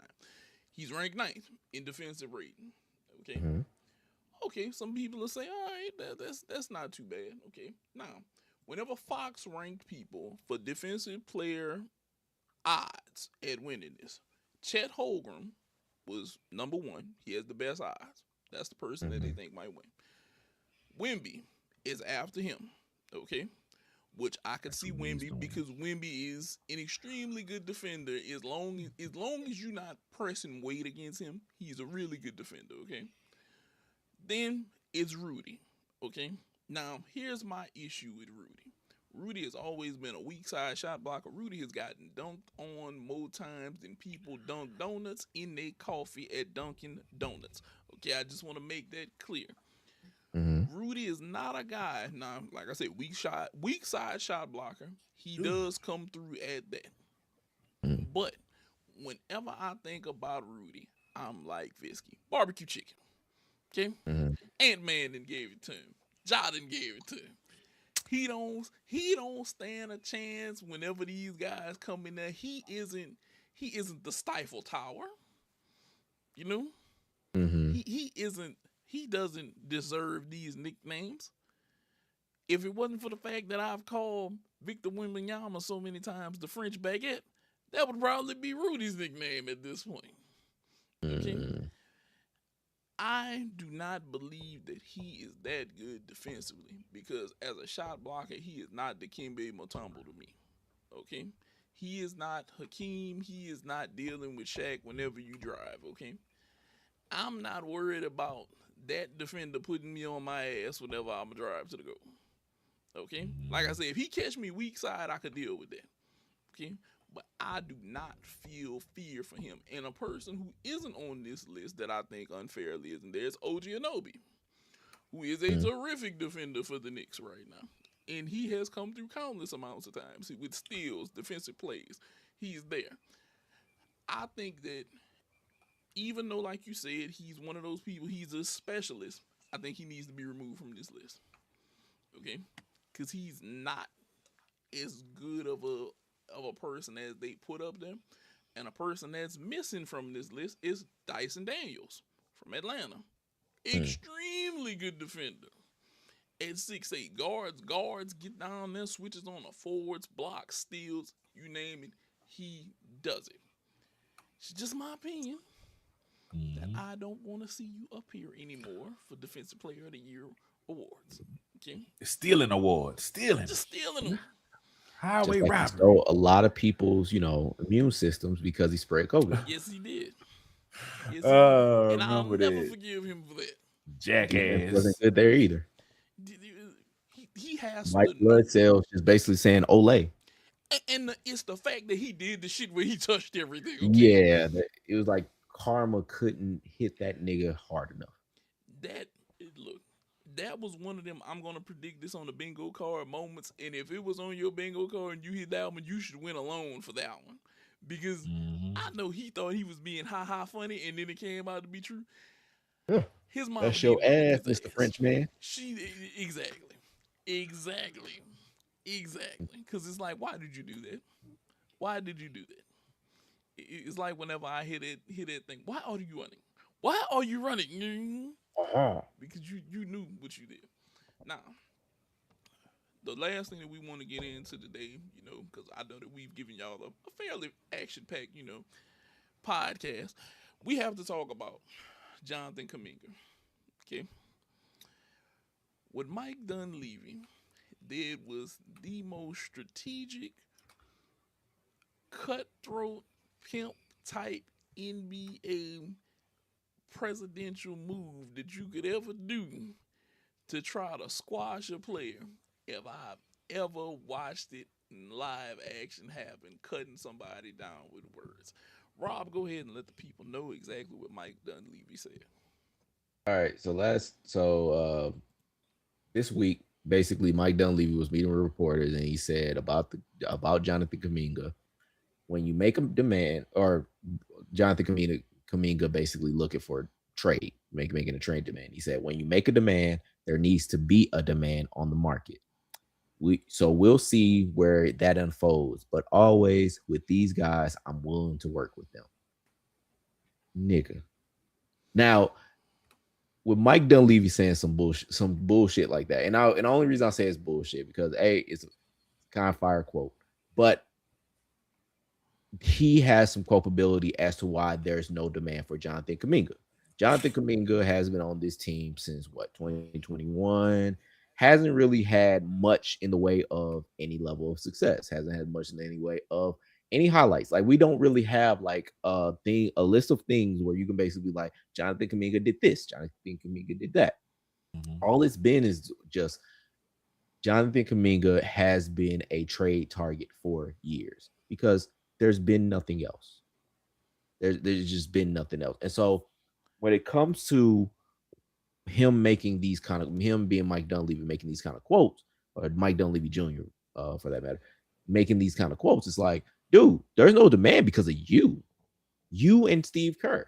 it's not because Exactly. Jonathan Kuminga, and unless they want to say what it is and be honest, like they were right there, like say what it is. Say that he's been slacking. Say that he ain't come to meetings or say whatever. But don't make it like, oh, well, there's got to be demand. The demand is on y'all. Y'all basically been putting him in these positions where he don't seem like shit. So if you're not gonna do like the anonymous quote thing and you're gonna come out at point blank, take some level of accountability for yourself of why this dude isn't wanted. Because when the offer sheet was out there or when he was a restricted free agent, y'all basically y'all took him up on it, and then y'all signed him to like this bogus ass 1-1 Yeah. that wasn't even any better. So y'all haven't looked at him as a long-term option, and you're basically making these kind of quotes while he's still on the team. Like, this is on y'all of why nobody wants him. This has to be squarely on Mike Dunleavy and Steve Kerr as to why you can't pull this guy out. Because if you want to basically have demand, you got to show why they're demand. Now, even like I watched the game the other day. They were playing, I think it was the Raptors, because it was like the first game without Jimmy Butler, was out for the season. And Yeah. they were talking, the announcers were talking about, hey, this is Jonathan Kuminga's chance to essentially say, show like what he is and what he can do for this team. But it's still to the point, it was like, this is much too late. Like, he's still young. Yes, Jonathan Kuminga, I think, is like in his early 20s still. But it's like, I think that people aren't willing to go after, because it's like, what am I go after? What do I want out of this? Like, y'all haven't done right by this dude at all. Not at all. Y'all have not done right by this dude. So making these kind of quotes while this guy is still on the team, even if he wasn't on the team, is bullshit. Point blank. It's bullshit. What did you hear, Bisky, whenever you heard the Mike Dunleavy comments? Because before I say what I gotta say, because I know what I heard. I don't know about y'all. But what did you hear whenever Mike Dunleavy made these comments about Jonathan Kuminga?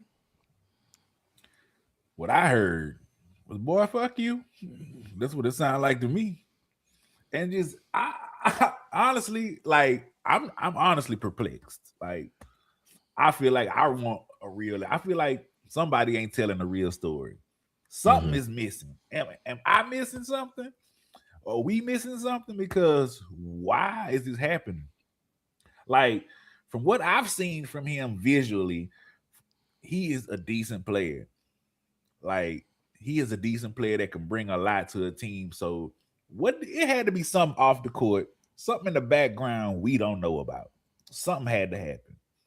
Because for him to say something like that, I'm perplexed. And Yeah. I'm really just perplexed. Like, I'm lost for words. I don't know what to think about it now. It's like something had to happen that is not in the media, that's not known, in the background, something. I feel like he's getting blackballed. Okay, so granted, since we've been live, they ruled him out with a bone bruise. Okay, but I didn't hear that. What I heard them say to this man was, "Bitch, you speak whenever spoken to, and you go get my money whenever I tell you go out here and play."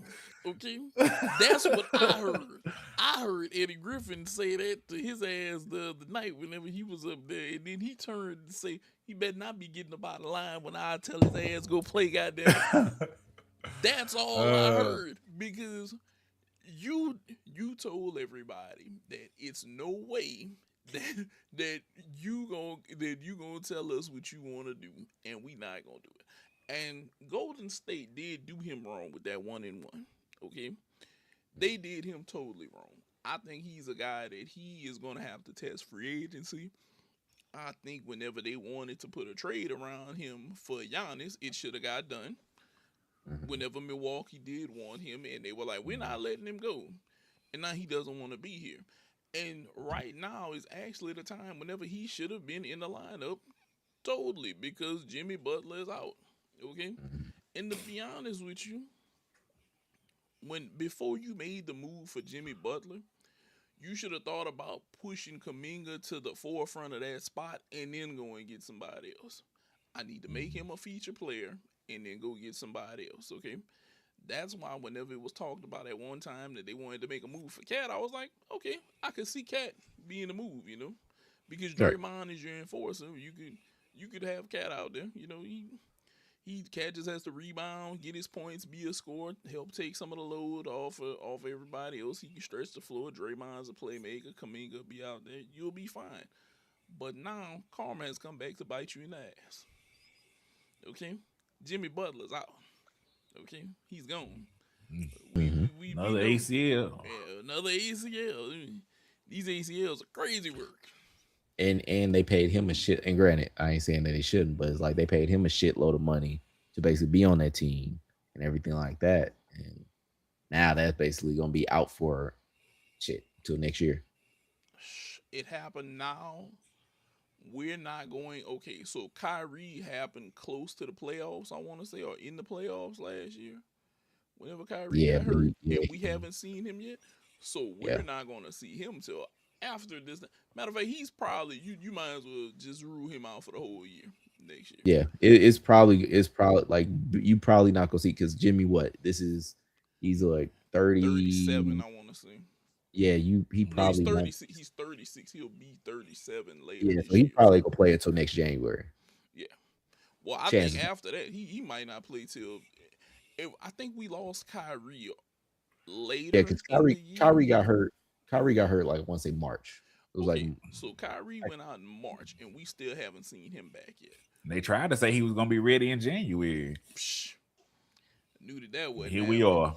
I knew that wasn't happening. That's why I'm saying we losing Jimmy now.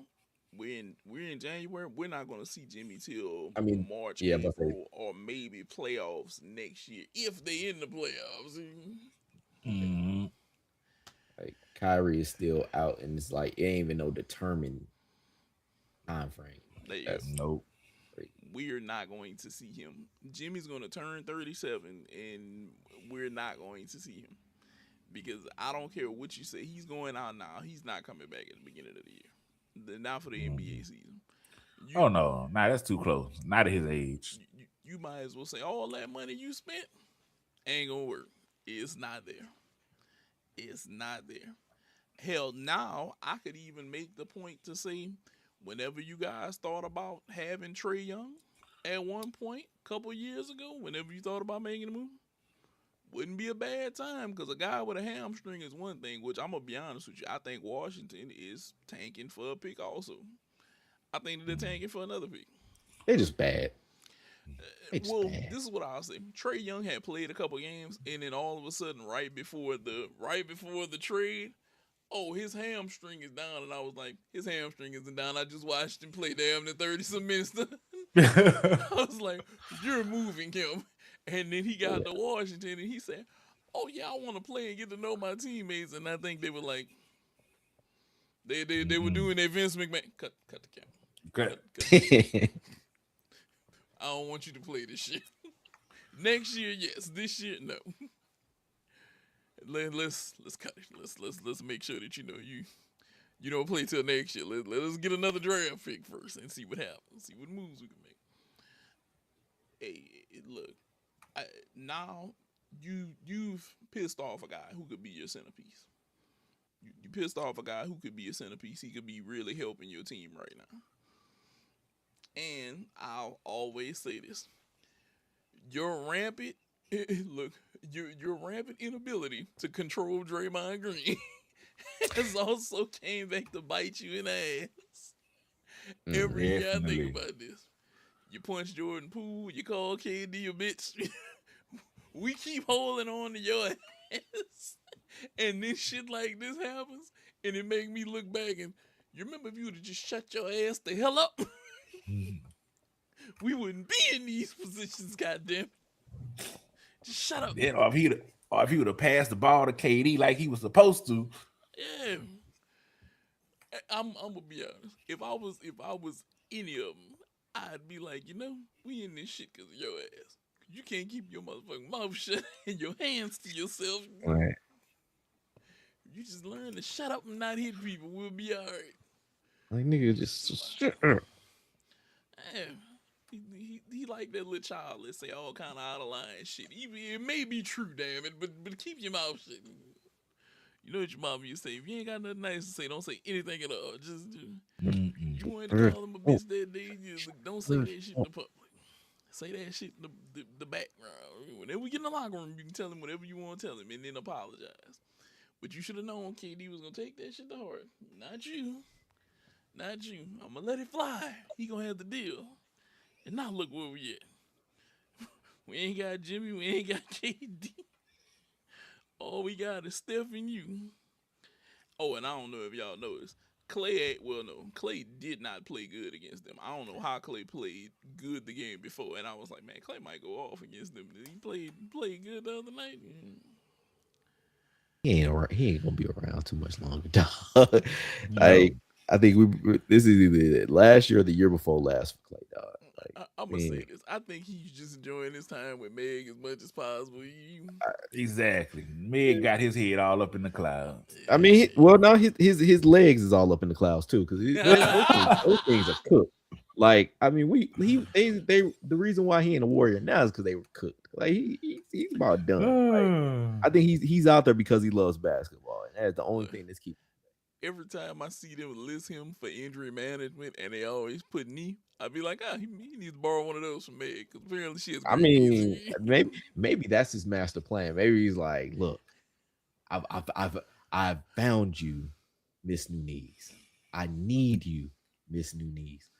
Please transplant. Like maybe that's the end game for him. So we're just saying knee transplant.